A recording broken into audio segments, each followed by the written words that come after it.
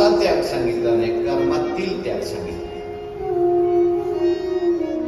वैकुंठवासी मामासाहेब दांडेकर असं मानायचे, गीतेने कर्माचा त्याग नाही सांगितला, कर्मातील त्याग सांगितला.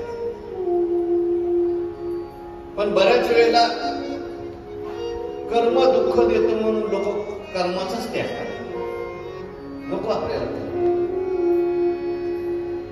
कर्मात त्रास होतो, कष्ट असतात, आणि कष्ट झाले, त्रास झाला की मनुष्याला वाटतं चला आपलं कुठं निघून जावं, आळंदीला जाऊ, पंढरपूरला जाऊ.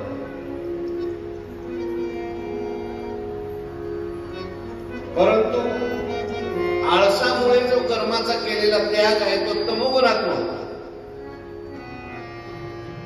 सकृत्वा राजसं त्यागं नैव त्यागफलं लभेत. काहीच होत दुःखमित्येव यत्कर्म काय